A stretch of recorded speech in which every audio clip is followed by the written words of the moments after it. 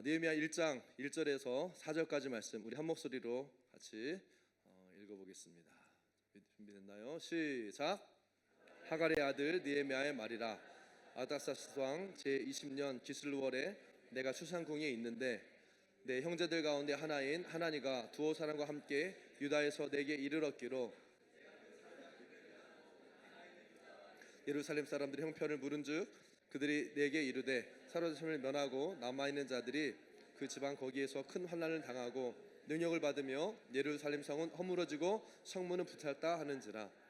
내가 이 말을 듣고 앉아서 울고 수일 동안 슬퍼하며 하늘의 하나님 앞에 금식하며 기도하며. 아멘. 따라하겠습니다. 예루살렘 성을 재건하는 자. 아멘. 여러분, 주님은요 무너뜨리시고 또 세우시는 분이십니다. 주님께서 하시는 일이 두 가지예요. 바로 이거죠. 인간의 손으로 세워진 모든 업적들을요 부수시고, 그리고 그 위에 인간의 손으로 짓지 아니한 하나님의 행하실 일들을 새롭게 세우시는 그 일들을요 하나님이 하시는 거예요. 이건 사람이 할 수 있는 일들이 아닙니다. 하나님이 하시는 일이에요. 새로운 건물이 여러분 이렇게 지어지려면 그 옛 건물을요 녹다운시키고 부셔야 되잖아요. 왜? 새로운 건물을 지은데 예전 것들이 방해가 되니까. 여러분, 우리 안에 있는 잘못된 관점과 고정관념, 죄, 또 고착되어 버려진 이 사고 체계들을요 부수고 새로운 하나님의 관점과 새로운 시스템을 구축하시는 분이 하나님이시라는 거예요. 아멘. 여러분, 오해하지 마세요. 하나님은요 막 때려 부수기를 원하셔서 막 부수기를 좋아하는 분이 아니세요. 아멘. 하나님 원하시는 것은 부수는 것이 아니라 다시 세우는 거예요. 따라합시다. 세우는 거다. 세우기 원하시는 분이 하나님이세요. 무너뜨리는 것은요 다시 세우기 위해서 무너뜨리는 거지 무너지는 것이 목적이 아니라는 거예요. 무너뜨리는 것에 연연히 하면요 우리는 새로운 것을 지을 수가 없어요. 이거 예전까지 좋았는데 그래도 쓸만했는데, 그러면 새 것을 지을 수 없다는 거예요. 과거의 잘못된 습관과 과거의 잘못된 살아왔던 방식을 포기하지 않으면 새로운 삶을 시작할 수 없다라고 주님 말씀하십니다. 그래서 하나님은 우리의 삶에 굳어져 있는 옛 습관, 고정관념, 이것들을 무너뜨리고 뭐예요? 하나님이 원하시는 것을 세우기 원하시는 거예요. 아멘. 그러면 무엇을 어떻게 세우시느냐? 오늘 그 말씀을 또 오늘부터 또 2주간에 걸쳐서 함께 좀 나누기 원합니다. 이 느헤미야는요, 느헤미야서, 이 오늘 우리가 읽을 이 책 느헤미야서는요, 무너진 예루살렘, 하나님의 성을 재건하는 이야기예요. 리빌드의 스토리입니다. 이스라엘이 바벨론에 의해서 멸망을 당하고 포로로 잡혀간 후에 거의 100년의 시간이 지난 뒤에 이 느헤미야가 등장한 거예요. 이스라엘이 바벨론에서 그 포로로 잡혀간 뒤에요, 이 예루살렘이요 어마어마하게 황폐되어졌어요. 거의 뭐 사람 사는 곳이 아니라 들짐승들이 막 어슬렁거리는, 그러니까 사람이 인적이 드문 곳, 사람의 손길이 닿지 않는 곳으로 변해버린 거예요. 폐허가 된 거죠. 그때 이 페르시아의 고위 관리였던 이 느헤미야가요 호련히 예루살렘으로 돌아와서 이 백성들을 하나로 규합해서 이 무너진 예루살렘 성을 재건하는 이야기가 느헤미야의 줄거리예요. 많은 시행착오 또 훈련의 과정을 통해서요 하나님께서 우리 안에 행하신 일들은 뭡니까? 우리가 어려움을 겪고 시행착오를 겪고 때로는 실패도 하지만 이것을 통해서 우리가 배우는 건 뭐예요? 하나님 우리를 죽이고 하나님 우리를 망하게 하고 하나님 우리를 힘들게 하시는 것이 아니라 어려움의 시간들은요 곧 무엇을 상징합니까? 하나님 그 시간을 통해서요 훈련의 과정을 통해서 자기를 부인하게 하는 거예요. 내가 죽고 옛 자아가 죽고 또 죽고 또 죽고 그런 일들이 있었다는 거죠. 그러나 하나님의 목적이 뭐라고요? 이렇게 우리를 부수시고 힘들고 어렵게 하는 게 목적이 아니라 하나님의 목적은 뭐예요? 새롭게 세우시는 것이 목적인 거예요. 아멘. 여러분, 이 말씀을 느헤미야 말씀을 나눈다고 그래서요 뭔가 다 이제는 부수는 과정이 끝났고 이제부터 세우는 과정을 새로 시작합시다 이런 얘기를 하려는 것이 아닙니다. 아직 더 부서질 것들이 사실은 있어요. 많아요. 그리고 계속 부시면서 가야 되는 부분들이 있을 수도 있어요. 그런데 여러분, 세워지는 것은요 한순간이라는 거예요. 주님이 요한복음 2장 19절에 뭐라고 말씀하십니까? 예수께서 대답하여 이르시되 너희가 이 성전을 헐라 내가 사흘 동안에 일으키리라. 당시 46년 동안에 계속해서 지어지고 있었던 그 예루살렘 이 성전을 바라보면서 예수님께서 뭐라고 말씀하세요? 헐어버려라. 내가 사흘 만에 짓겠다. 부수는 게 어렵지 다시 세우는 것은요, 하나님의 편에서 볼 때는요 어렵지 않은 거예요. 왜? 하나님은 창조의 하나님이세요. 무에서 유를 만드시는 분이시기 때문에 3일이 아니라 순간에도 주님은요 이것을 세울 수 있는 분이세요. 그러나 주님이 3일을 말씀하시는 이유는 뭐예요? 그 예수님 자신이 십자가의 죽음과 부활을 통해서요 하나님의 교회를 세우시겠다고 하는 하나님의 말씀인 것입니다. 여러분, 우리는요 아직 더 부서질 것이 있어요. 옆에 있는 분들에게 고백할까요?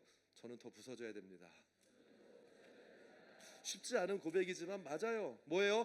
죄에 대해서 내가 부서져야 되고, 하나님을 의지하지 않고 주님의 인도하심 없이 내 마음대로 내 혼을 따라서 내 생각대로 살았던 삶이요 부서져야 돼요.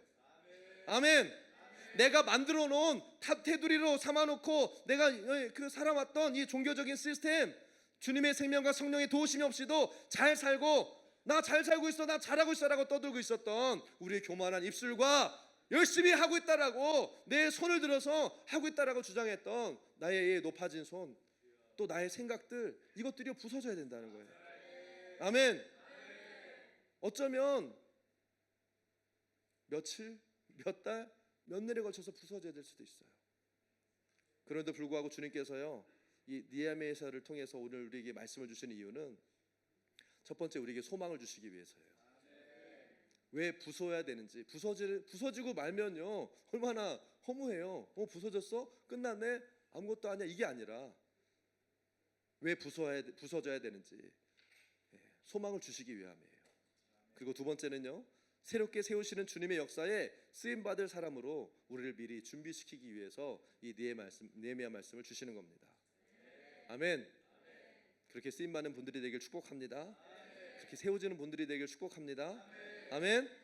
그럼 느헤미야, 오늘 느헤미야는요 하나님이 예루살렘을 중건하는데 재건하는 일에 사용하셨던 사람이에요. 여러분, 느헤미야가 전혀 준비 없이 그냥 살다가 어느 날 갑자기 너 픽해가지고 갑자기 주님의 손에 붙들려서 예루살렘을 재건하는 사람으로 쓰임받은 게, 그렇게 세워진 게 아니었어요. 이 세운 일을 시작하기에 앞서서 그는요 그 하나님의 일에 사용될 준비가 된 사람이었습니다.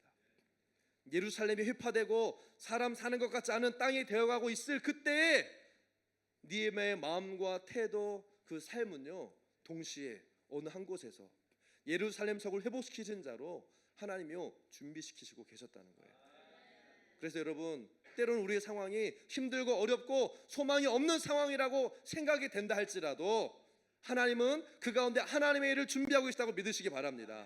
새롭게 하나님의 일들을 일으키실 준비를 하나님은 하고 계시는 것을 여러분 믿으세요. 그리고 그 일을 일으킬 새로운 하나님의 사람들을 준비시키고 계신 거예요. 아멘. 부서지고 무너지는 과정 가운데서도요 주님은 회복을 준비하고 계시는 거예요. 이 주님이 세워가실 그 일들에 동참할 사람들을 하나님이 지금 찾고 계십니다. 아멘. 그래서 오늘은 이제 우리가 이 느헤미야 1장을 살펴볼 건데, 이 느헤미야 1장을 통해서 이 느헤미야가 어떤 사람이었는지, 어떤 사람이었기에 하나님께서 이 하나님의 성 예루살렘 성을 리빌드 하는데, 재건하는데 사용하셨는지 한번 살펴보도록 하겠습니다. 오늘날에도 주님께서는요 동일하게 느헤미야와 같은 자들을 사용하셔서 무너져버린 하나님의 성을 세우시고 새로운 건물을 주님이 지어 가실 거예요. 아멘. 주님은 어제나 오늘이나 동일하십니다. 아멘. 하나님께서 100년 전에 다니엘의 시대에 다니엘을 사용하셔서 이스라엘을 고국으로 돌아가게 하셨고요, 느헤미야 시대에는요 느헤미야를 사용하셔서 새롭게 예루살렘 성을 재건하셨다면, 그 하나님이 과거의 하나님이 아니라 오늘의 하나님이 지금 이 시대 가운데, 우리가 살고 있는 2025년 이 시대 가운데 하나님의 일들을 일으키시고 교회를 세우는 일들을 위해서 하나님의 사람들을, 다니엘과 같은 느헤미야 같은 사람들을요 사용하신다는 거예요. 아멘. 그럼 우리가 이 느헤미야가 어떤 사람이었기에 쓰임 받았는지 이걸 아는 것이요 중요한 거죠. 첫 번째 특징은 뭐냐면, 이 느헤미야는요 따라합시다, 하나님 나라에 관심 있는 사람이었어요. 2절 말씀 한번 읽어볼까요? 시작. 내 형제들 가운데 하나인 하나니가 두어 사람과 함께 유다에서 내게 이르렀기로 내가 그 사로잡힘을 면하고 남아있는 유다와 예루살렘 사람들의 형편을 물은즉. 여러분, 느헤미야서의 배경은 아까도 말했지만 이스라엘이 망하고 백성들이 이 바벨론과 페르시아의 포로로 잡혀가 버렸어요. 느헤미야보다 100년 전에 이 위대한 하나님의 사람이었던 다니엘에 의해서 그때 이 선포된 칙령이 고레스 칙령이에요. 최근에 이 고레스 칙령이 적혀 있는 그 원통을 발견해 가지고 상당히 성경에 기록된 이야기가 실제다라는 것이 증명이 되기도 했어요. 그래서 이 고레스 칙령이 발표가 된 다음에 포로로 잡혀간 지 70년이 되었을 때 이스라엘 백성들은 이제 합법적으로 고향으로 돌아갈 수 있게 된 거예요. 많은 사람들이 그때 고향으로 돌아갔어요. 근데 역사학자들에 의하면 한 5만 명 정도가 예루살렘으로 다시 돌아갔다고 그래요. 근데 여러분, 5만 명이 돌아갔다고 그래서 모든 유대인들이 다 돌아간 게 아니었어요. 5만 명보다 훨씬 더 많은 사람들이 그냥 바벨론과 페르시아에 남아 있었던 거예요. 아니, 내가 태어난 거, 부모님이 태어난 것도 아니고 할아버지 할머니들이 태어나서 나는 얘기로만 들었던, 한 번도 가본 적이 없는, 누가 사는지 얼마나 위험한지도 모르는 것, 어쩌면 다른 사람, 다른 민족들이 이미 살고 있기 때문에 가면요 그 시대는 전쟁을 해야 될지도 몰랐어요. 문명으로부터 멀리 떨어진 오지와 같은 것, 이 바벨론의 그 문명, 그것과는 전혀 상관이 없는 멀리 떨어진 오지. 아무리 그 부모들의, 이 조상들의 고국이라고 하지만 아무것도 보장된 것이 없는 곳, 가정도 자녀도 미래도 확신할 수 없는 그런 곳에 이 사람들이 가고 싶었겠냐고. 그래서 대부분의 유대인들은요 돌아가지 않은 거예요. 그리고 100년이라는 시간이 흘렀습니다. 사실은 느헤미야도 돌아가지 않은 사람들의 후손 중에 한 사람이었던 거죠, 사실은. 근데 오늘 이 느헤미야는요 선조들이 돌아가지 않은 이 고국 땅을 향한 그 마음이 있었어요. 오늘 2절을 읽어본 대로 그 유대 동생 하나니가 다녀온 거예요. 그러니까 어땠는지 물어보는 거죠. 이미 돌아가서 살고 있는 유대인들이 있는데 요즘 그들의 형편이 어떠냐? 성전은 다시 세워졌냐? 예루살렘은 지금 번영하고 있냐? 이걸 좀 물어본 거예요. 여러분, 느헤미야는 하나님의 나라의 일에 관심이 있었던 사람이에요. 비록 몸은 페르시아에 있었지만 그의 마음은 항상 예루살렘에, 부모님과 선조들의 가르침 속에 나와 있는 그 하나님의 택하신 도시 예루살렘에 그 마음이 있었던 거예요. 여러분, 느헤미야는요 이런 것에 관심을 끄고 살아도요 잘 먹고 잘 살 수 있는 그런 사람이었잖아요. 페르시아 제국에서요 정부의 고위 관리로 성공한, 돌아갈 이유가 전혀 없는, 오늘 1장에 있는 1장 11절에 보면요 느헤미야가 왕의 술 맡은 관원장이 됐다. 어떤 분들은 술 따르는 사람 뭐 이렇게 보는데 아니요, 그 당시에는요 이 술 맡은 관원장이라고 하는 것은 왕의 상당한 신임을 받은, 왜요? 누군가가 그 술에 독을 탈 수도 있으니까 왕이 마시는 음식, 먹는 거, 마시는 것에 관해서는요 믿는 사람들 맡긴 거예요. 그러니까 지금으로 말하면 가장 측근 뭐 대통령 뭐 경호실장, 아니면 호주 같은 경우는 그 뭐죠? 이 비서, 치프 가드 뭐 이런 정도에 해당하는, 왕이 진짜 신임하는 사람이었어요.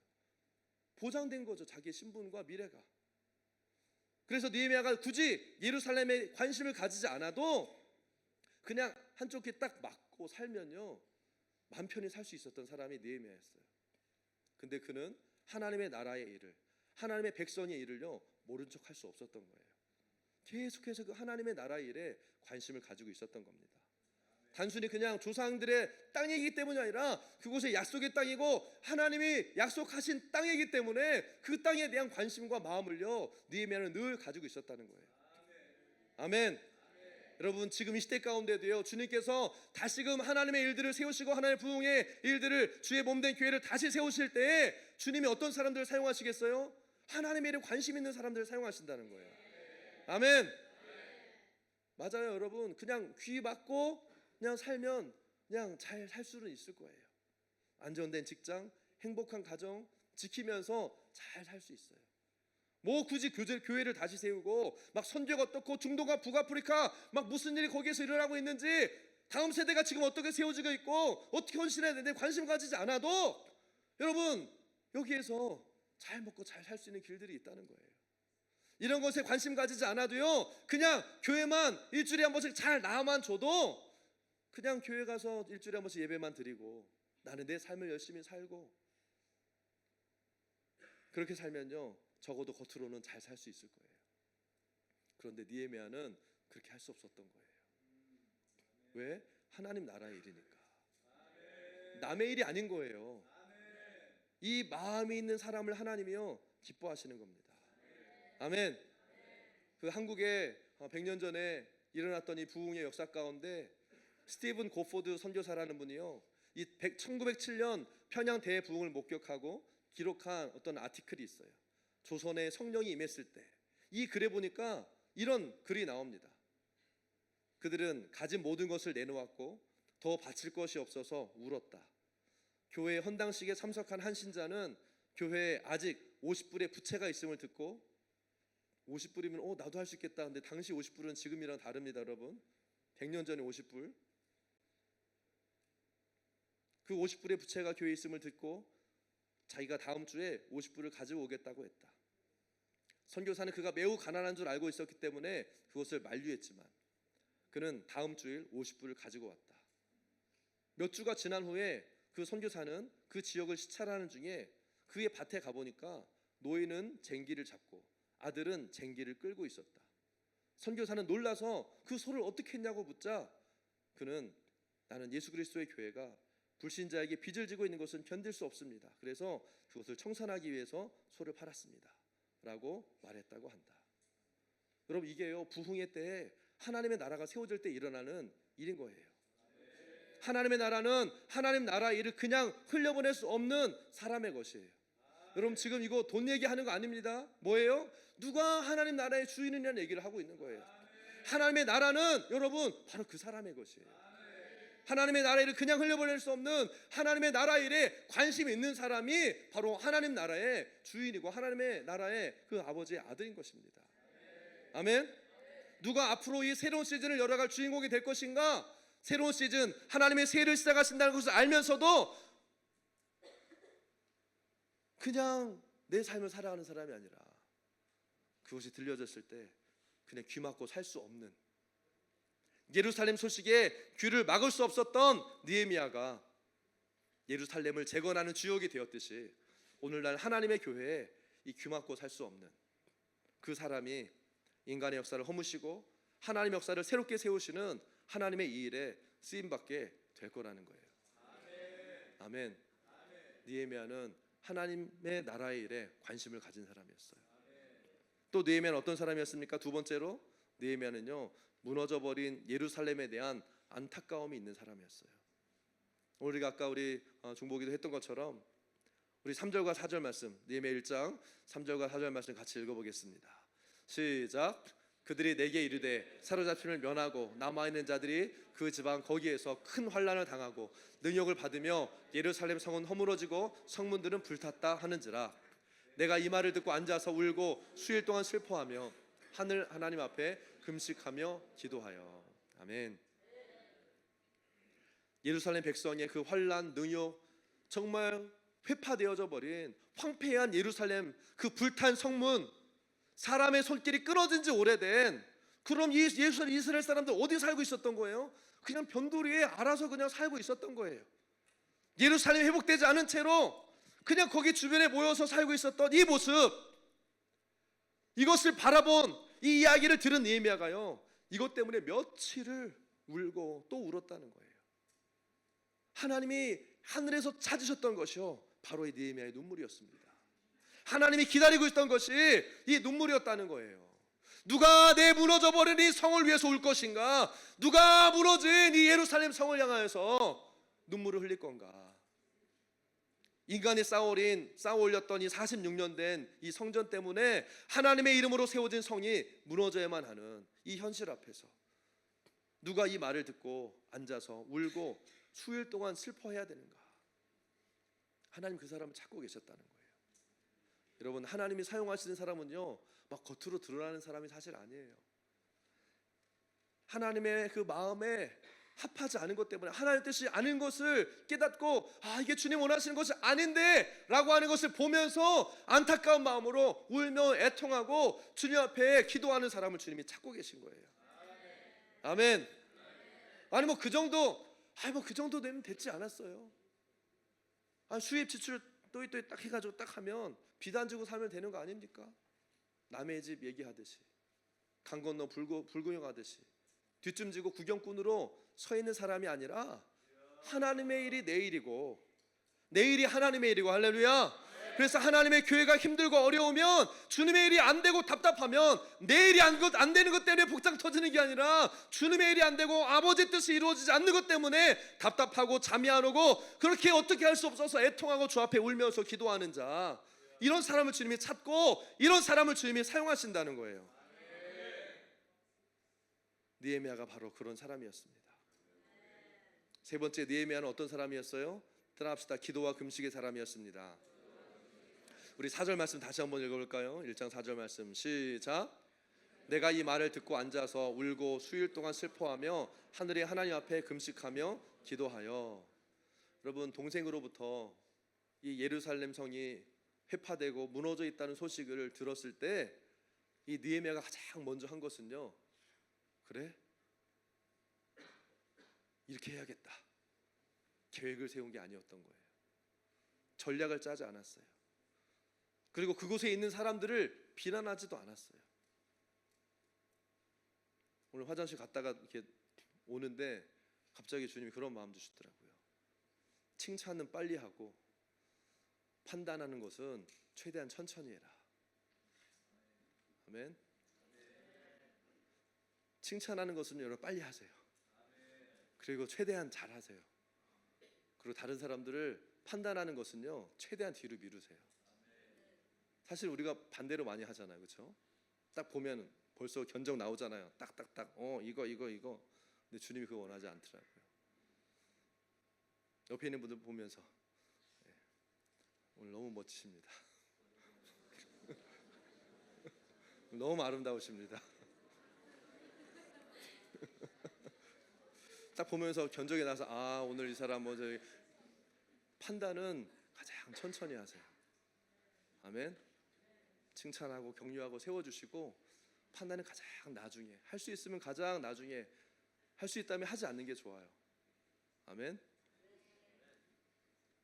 근데 느헤미야가요, 아니 간지가 지금 100년이 넘었는데 이거 지금 5만 명이나 가가지고 이거 지금 성벽 하나 못 쌓고, 여러분 같으면 그런 생각 안 하겠어요, 여러분?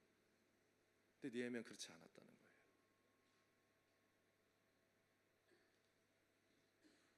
사람들을 비난하거나 그 문제를 분석해서 전략을 짜지 않았어요. 그가 가장 먼저 시작한 일은 뭐예요? 기도와 금식이었어요.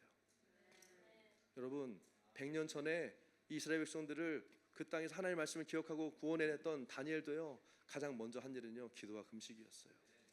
하나님의 말씀이 선포됐을 때 그 말씀을 붙들고 기도하며 금식했을 때 하나님께서 이스라엘 백성들을요, 다시 고국으로 돌아가는 일들을 시작하셨던 거예요. 그리고 100년 뒤에 나타난 이 하나님의 사람 느헤미야도 역시 금식과 기도에 전념합니다. 아멘. 많은 분들이요, 지금 100년 전에 호주 가운데 예언되었던 이 부흥의 이야기를, 이번에 중동에 가서도요, 5월 말 6월 달에 중동에 가서도 100년 전에 일어났던 하나님의 부흥의 역사에 대한 이야기를 듣고 왔어요. 저는 이것은 우연이 아니라고 믿어요. 하나님 이 땅에 부흥을 주십시오. 이 땅에 하나님의 부흥을 주십시오. 100년 전에 하나님의 사람들이 기도와 금식으로 하나님의 뜻을 이루어냈던 것처럼, 여러분, 성경에만 기록된 과거의 역사 이야기가 아니라 지금도 하나님은 이 일들을 하고 계시다는 것이에요. 하나님 그래서 지금 찾고 계신 사람은 느헤미야와 같이, 다니엘과 같이 하나님의 뜻 앞에 전략을 짜고 계획을 세우고 왜 이거 안 됐어라고 사람들 비난하고 판단하는 것이 아니라 주님 앞에 무릎 꿇고 아버지의 마음을 구하며 기도하고 금식하는 사람들을 찾고 계시다는 것이에요. 여러분, 모든 하나님의 역사는 기도와 금식을 통해서 이루어졌어요. 주님도 말씀하시잖아요. 제자들이 어떻게 이런 일들이 가능합니까? 기도와 금식 외에는 이런 일가 날 수 없느니라. 여러분, 이걸 바꾸고 말하면 뭔지 아세요? 기도와 금식 없이 이루어진 일은 하나님의 일이 아니라는 거예요. 여러분, 우리가 우리 인생을 돌아보면서 그런 고백을 많이 하죠. 다 하나님의 은혜입니다. 다 하나님이 이렇게 해주셨습니다. 말은 다 하나님이라고 그래요. 하나님이 다 하셨다고 해요. 근데 여러분, 정말 그러냐고요? 진짜 하나님의 은혜이고 진짜 하나님 다 하신 거 맞습니까? 이것을 입증할 기도와 금식이 있냐는 거예요. 뭐 꼭 기도해야 하나님 좋은 것 주시나요? 뭐 안 하면 안 주시는 분이 그런 저기 하나님인가요?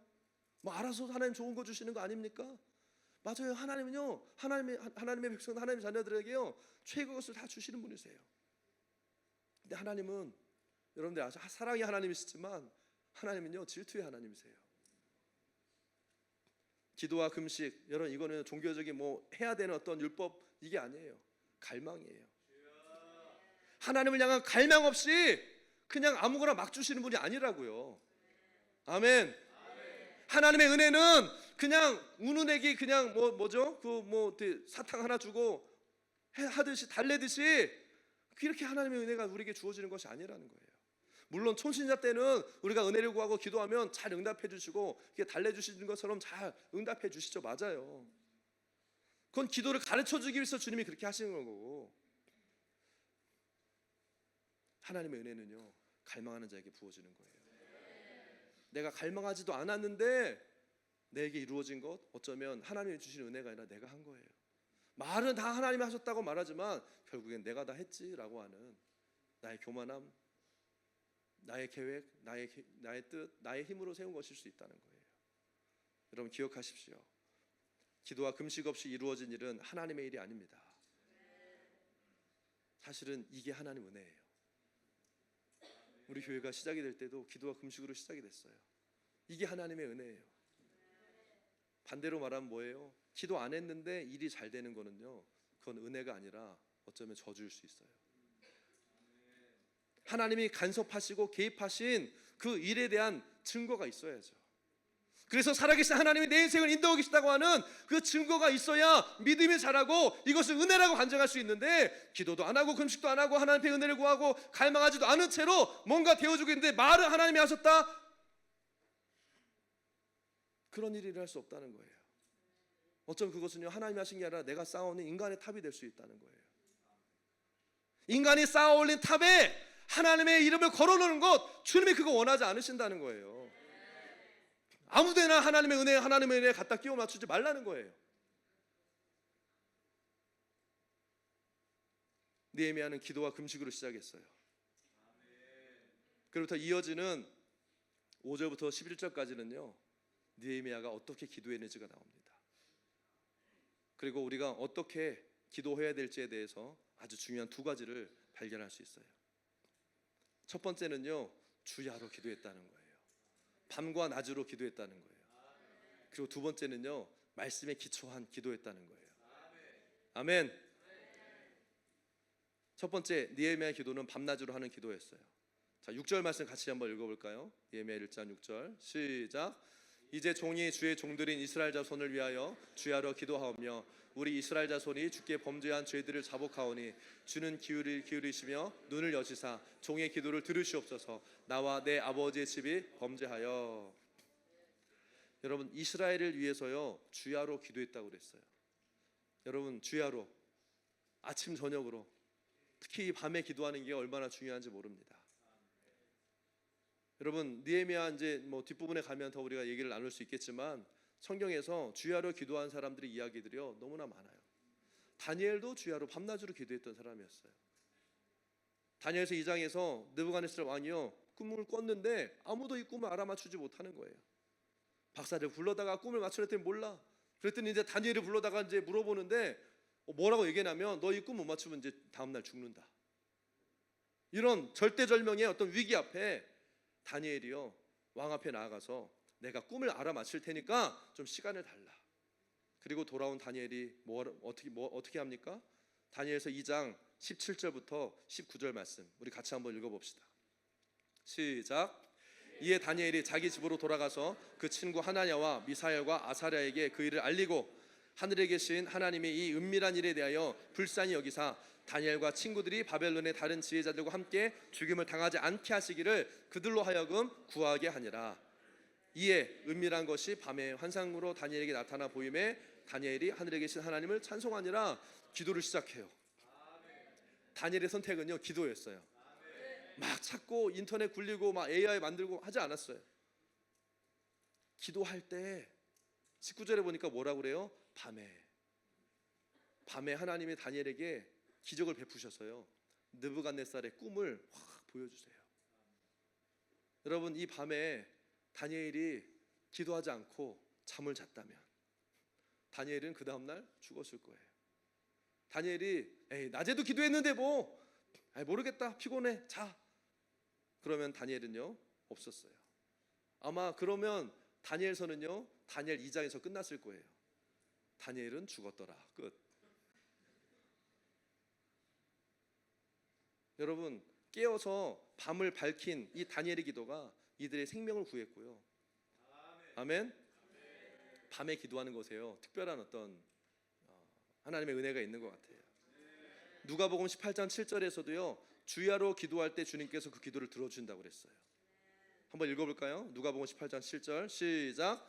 하물며 하나님께서 그 밤낮 부르짖는 택하신 자들의 원한을 풀어주지 아니하시겠느냐? 그들에게 오래 참으시겠느냐? 할렐루야.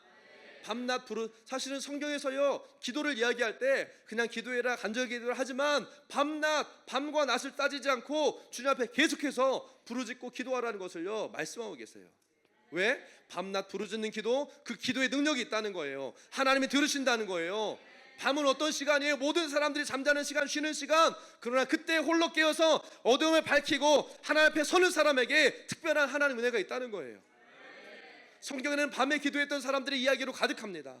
예수님도요 주야로 기도하셨어요. 마태복음 4장 2절에 보니까 40일을 밤낮으로 금식하신 후에 줄이신지라 밤낮으로 하나님의 기도하신 거예요. 바울도 밤과 낮으로 기도했어요. 디모데후서 1장 3절에 보니까 내가 밤낮 간구하는 가운데 쉬지 않고 너희를 생각하여 밤낮 바울도 기도에 힘썼어요. 다윗도 마찬가지예요. 시편 1편 2절에 보니까 오직 여호와의 율법을 즐거워하여 그 율법을 주야로 묵상한도다. 밤과 낮으로 아침에 성령 큐티했으면 끝이 아니라 밤과 낮으로 하나님의 말씀을 가지고 기도하고 주 앞에 나아갔던 시편 88편 1편에서도요 여호와 내 구원의 하나님이여 내가 주야로 주 앞에서 부르짖었사오니 밤과 낮으로 주 앞에 나와서 기도해야 된다는 거예요. 아멘. 메시아의 다시 오심을 준비했던 신약 성경의 안나 여 선지자 안나도요 주야로 기도했어요. 누가복음 2장 36, 37절에 또 아셀지파 비누엘의 딸 안나라는 선지자가 있어 나이가 매우 많았더라. 그가 결혼한 7해 동안 남녀와 살다가 과부가 되고 84세가 되었더라. 이 사람이 성전을 떠나지 아니하고 주야로 금식하며 기도함으로 섬기더니. 성경에는 밤낮으로 주야로 주 앞에 부르짖고 기도하는 사람들의 이야기로 가득합니다. 여러분 이것은 특별한 사람들의 이야기라고요? 아니에요. 성경에 기록된 사람들은요 저와 여러분과 같이 하나님 앞에 헌신된 그냥 그런 사람들이었던 거예요. 요한계시록 4장 8절에서도요 이 마지막 때 천국에서 주야로 기도하고 예배할 것에 대해서 말씀하십니다. 같이 한번 읽어볼까요? 시작. 내 생물은 각각 6날개를 가졌고 그 안과 주위에 눈들이 가득하더라. 그들이 밤낮 쉬지 않고 이르기를 거룩하다 거룩하다 거룩하다 주 하나님 곧 전능하신 이여 전에도 계셨고 이제도 계시고 장찰 오실 이시라. 할렐루야. 아멘. 밤에 주님을 찾는 그 비밀을 알았던 이 다윗이요 낮에만 기도하고 예배하지 않았어요. 그래서 다윗을 통해서 뭐가 세워져요?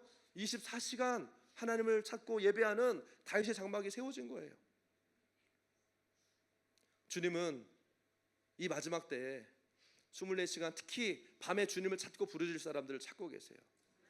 그들의 기도를 통해 이 땅에 하나님의 특별한 일들을 행할 것이고요 다시 세우는 일들을 하실 겁니다.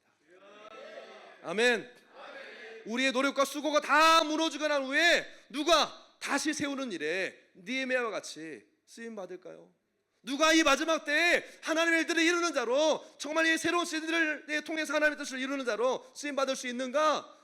아모스 9장 11절에 보면요 그날에 내가 다윗의 무너진 장막을 일으키고라고 말씀합니다. 그러면서 뭐라고 말씀하고 있어요? 인간의 노력과 수고가 무너진 곳에서 다시 하나님의 역사를 세우시는 분, 그분은 하나님이시라는 거예요.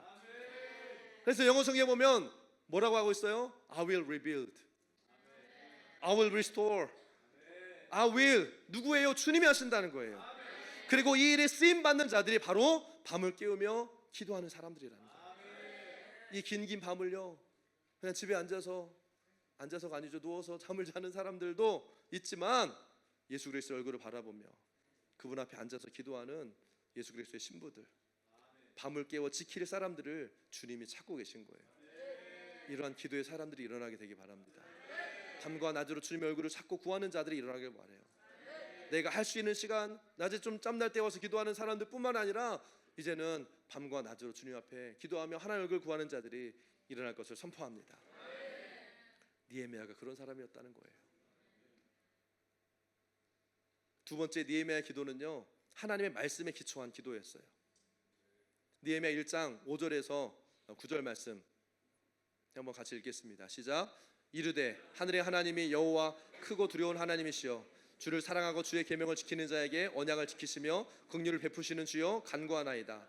이제 종이 주의 종들인 이스라엘 자손을 위하여 주야로 기도하며 우리 이스라엘 자손이 주께 범죄한 자들을 자복하오니 주는 귀를 기울이시며 눈을 여시사 종의 기도를 들으시옵소서. 나와 내 아버지의 집이 범죄하여 주를 향하여 크게 악을 행하여 주께서 주의 종 모세에게 명령하신 계명과 율례와 규례를 지키지 아니하였나이다. 옛적에 주께서 주의 종 모세에게 명령하여 이르시되 만일 너희가 범죄하면 내가 너희를 여러 나라 가운데서 흩을 것이요 만일 내게로 돌아와 내 계명을 지켜 행하면 너희 쫓긴 자가 하늘 끝에 있을지라도 내가 거기서부터 그들을 모아 내 이름을 두려고 택한 곳에 돌아오게 하리라 하신 말씀을 이제 청하건대 기억하옵소서. 마지막에 뭐라고 그래요? 기억하옵소서. 이 느헤미야 기도를 보면요, 주님 앞에 기억해달라는 기도를 많이 해요. 뭘 기억하는 거예요?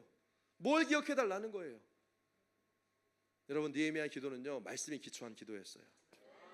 주께서 모세에게 명하시기를 이렇게 말씀하셨고 돌아와서 하면 하나님의 계명을 지키면 하나님 다시 회복시킨다고 말씀하지 않으셨습니까? 이 말씀을 주님 기억해 주십시오. 느헤미야 기도는요, 하나님의 말씀을 가지고 하는 기도였어요. 느헤미야는 말씀을 잘 알았던 사람이에요. 여러분, 지난 수요일날 우리 조혜련 집사님 간증 집회를 통해서 많은 분들이 말씀을 이제 통독하고 읽는 일들이요 일어나고 있다고 들었어요. 할렐루야. 아멘. 말씀을 더 많이 읽고 말씀을 더 많이 먹으십시오. 아멘. 아멘. 여러분, 느헤미야는요 하나님의 약속의 말씀을 잘 알고 있었던 사람이었어요. 하나님의 말씀을 정말 잘 알고 있었기 때문에 그의 기도에 능력이 있었다는 거예요. 근데 그냥 이거는요 지식이 아니에요. 여러분, 기도는요 내 생각을 한풀이 하듯이 주님 앞에 막 쏟아넣는 게 하나님 이렇고요 저렇고요, 뭐 물론 그것도 기도이지만 오늘 느헤미야가 우리에게 가르쳐주는 기도는요 내 한풀이 하는 기도가 아니에요. 여러분, 기도는 더 정확한 의미에 있어서 기도는요 하나님의 말씀을 그분 앞에서 클레임하는 거예요. 누구처럼? 느헤미야처럼. 약속하신 대로 말씀을 이루어 달라고 정당하게 근거를 가지고 요구하는 것이 기도예요. 여러분, 하나님 당신이 이렇게 한다고 말씀하지 않으셨습니까? 여러분, 이게 그냥 과거의 구약시대에 그냥 있었던 스토리이기 때문에 그런 일이 있었구나가 아니라 살아계신 하나님의 말씀은 그 구약의 시대에도 역사했지만 이 말씀이 오늘 우리에게도 적용이 되고 그 말씀대로 순종하고 그 말씀을 가지고 기도할 때 하나님은 그 기도에 응답하시는 분이세요. 아멘. 그래서 기도는요 하나님을 아는 지식에서 나오는 거라는 거예요. 세상의 어떤 빅데이터를 말하는 것이 아닙니다. 인포메이션을 말하는 것이 아니고요, 하나님 말씀을 통한 하나님과의 교제, 그 말씀하신 하나님을 만난 나의 경험, 그 하나님의 마음을 이해하고 경험하는 하나님과의 관계 안에서 그 하나님을 아는 것으로부터 기도가 나온다는 거예요. 아멘. 그래서 느헤미야는요 5절 말씀에 보니까 주님 도와주세요 이렇게 기도하지 않았어요. 느헤미야는 어떻게 기도합니까? 하늘의 하나님 여호와 크고 두려우신 하나님이요 주를 사랑하고 주의 계명을 지키는 자에게 언약을 지키시는 하나님. 하나님의 성품을 느헤미야는 알았던 거예요. 하나님 어떤 분이신지 알았던 거예요. 내가 무엇을 구해야 될지 하나님의 말씀을 통해서, 하나님의 말씀을 통한 하나님과의 경험 가운데 하나님을 아는 자가 느헤미야였고, 그리고 그 말씀으로 기도한 사람이 느헤미야였다는 거예요. 느헤미야는 하나님을 알았습니다. 이게 느헤미야의 기도의 비밀이라는 거예요. 아멘. 여러분, 우리의 기도가 왜 능력이 없습니까? 하나님을 모르니까 기도가 응답 안 되는 거예요. 느헤미야의 기도는 하나님을 아는 지식에 근거한 기도였다는 거예요. 그러니까 이 기도가 응답되는, 이제 내일 살펴볼 이 기도 응답의 어떤 과정들. 여러분, 요한복음 15장 7절에 이렇게 말씀합니다. 너희가 내 안에 거하고 내 말이 너희 안에 거하면 무엇이든지 원하는 대로 구하라. 그리하면 이루리라. 너희가 내 안에 거하고 내가 너희 안에 거하면 뭐든지 원하는 대로 구하라. 이루리라. 이게 무슨 말이에요? 내 말이 너희 안에, 하나님의 말씀이 우리 안에 거하면 그게 하나님을 아는 거라는 거예요. 아멘. 지식으로 외우고 있는 것이 아니라 그 말씀이 내 안에 거해서 나의 문제와 환경과 상황 가운데 내 생각, 세상의 생각, 사람들의 말이 떠오르는 것이 아니라 하나님의 말씀이 내 안에 떠오르고 이것을 통해서 나에게 말씀하시는 음성을 듣고 그 말씀으로 기도하고 그 말씀을 선포할 때 하나님이 역사하시고 하나님을 경험하는 삶이 된다는 거예요. 이게 기도의 능력을 가진 사람의 모습인 것입니다. 이것이 기도의 능력을 경험하는 사람의 삶인 거예요. 아멘. 그 말씀이 우리 안에 거하면 원하는 대로 구하라. 기도의 능력이 부어진다. 이 느헤미야와 같은 기도의 사람, 밤낮으로 기도하고 하나님을 아는 그 지식이 충만했던 이 기도의 사람을 통해서 주님은요 예루살렘 성을 재건하셨다는 거예요. 아멘. 느헤미야가 어떤 사람이었다고요? 하나님의 나라에 대해 관심이 있었던 사람. 아멘.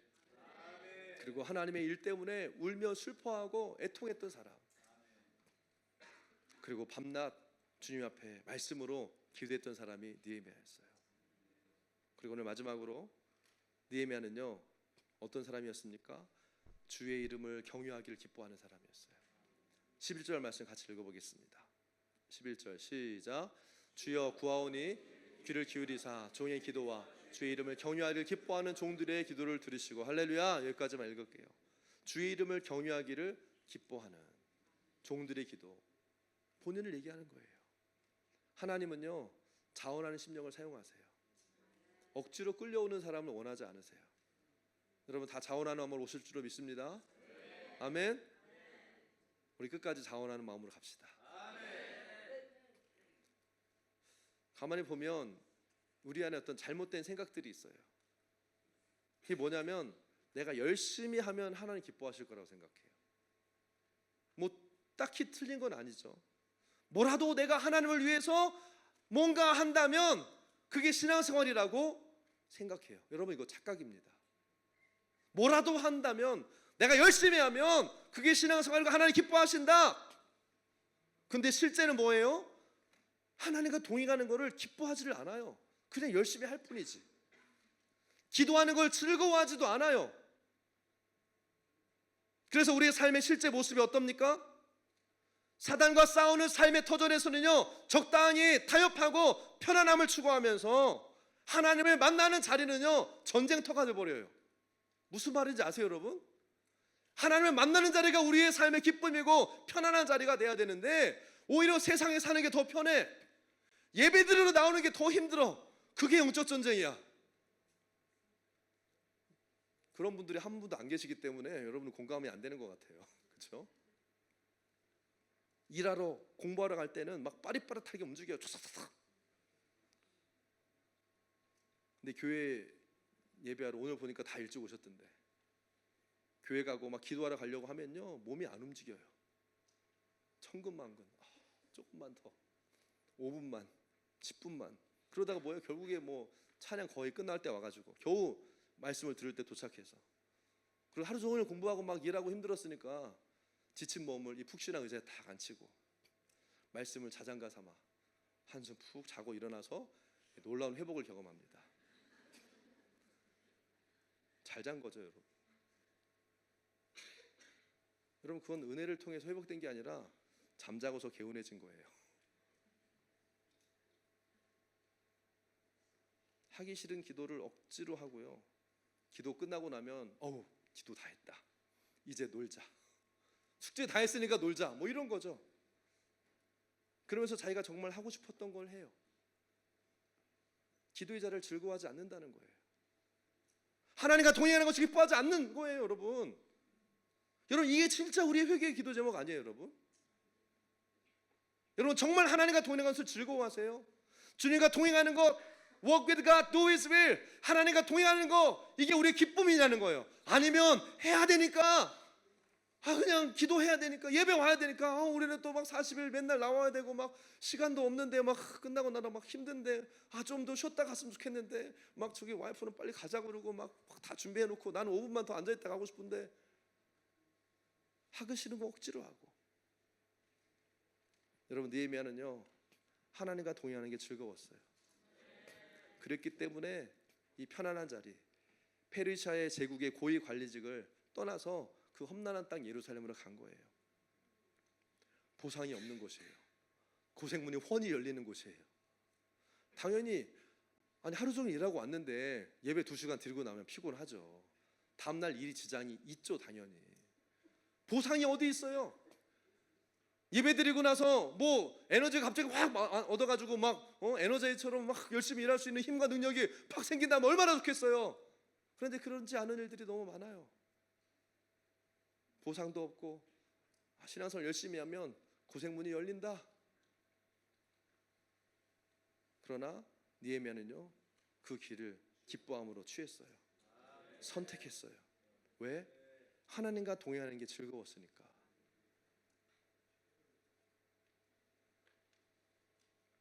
주님이요, 주님의 교회를 다시 세우실 때에도요, 이런 사람을 사용하신다는 거예요.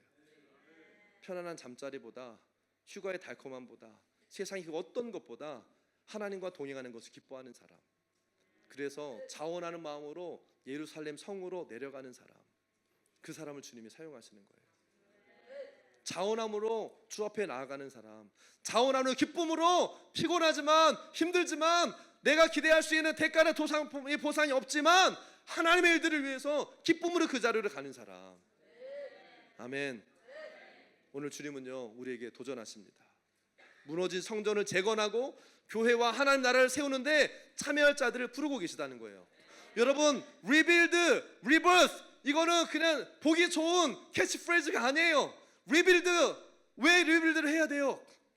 지금 세워진 것이 무너져야 하기 때문에, 하나님이 다시 세우기 원하시기 때문에 쉽지 않은 일이라는 거예요.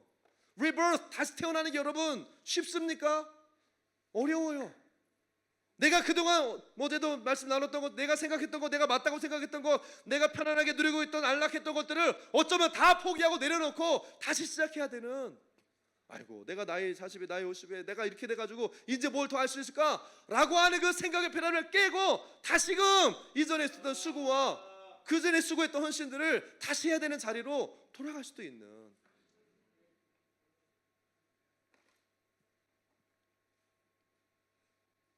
하지만 하나님의 나라에 관심이 있어서 회파된 그 하나님의 나라 때문에, 무너진 하나님의 교회 때문에 마음을 아파하고 수일을 울고 기도하고 금식하는 사람, 주의 이름을 경외하기를 기뻐하는 사람, 그 사람을 주님이 찾으신다는 거예요. 사랑하는 여러분, 이 40일의 이 부흥의 여정 너무 멋지죠? 분명히 여러분도 어떤 기대와 갈망을 가지고 이 자리에 나오셨을 거예요. 근데 오늘 주님은요, 무엇을 위한 기대냐, 무엇을 위한 갈망이냐고 물으세요. 너를 위한 거니? 아니면 나를 위한 거니? 너의 나라를 위한 거냐? 아니면 하나님의 나라를 위한 거냐? 너의 집을 위한 거냐? 아니면 나의 집을 위한 거냐? 라고 우리의 기대감, 우리의 갈망에 대해서 주님이 지금 물으시는 거예요. 예배팀 올라오시다. 오늘 주님께서 우리에게 말씀하시는 게 뭐예요? 느헤미야처럼 먹고 사는 편안한 그 인생을 추구하는 그런 삶이 아니라, 하나님 나라와 그분의 뜻이 이루어지고 세우신 교회가 견고하게 서가는 것을 위해서 마음 아파서 금식하며 기도할 사람, 그리고 자기의 삶을 들여서 헌신하는 자들이 일어나기를 주님 원하시는 거예요. 그런 갈망을 가진 자들을 주님이 찾고 계시다고 오늘 느헤미야를 통해서 오늘 말씀하시는 겁니다. 주님, 내가 그 사람 되기 원합니다. 내가 느헤미야와 같이 주님 앞에 드려지기 원합니다. 우리가 이 고백으로 주님께 좀 기도하며 나갔으면 좋겠어요.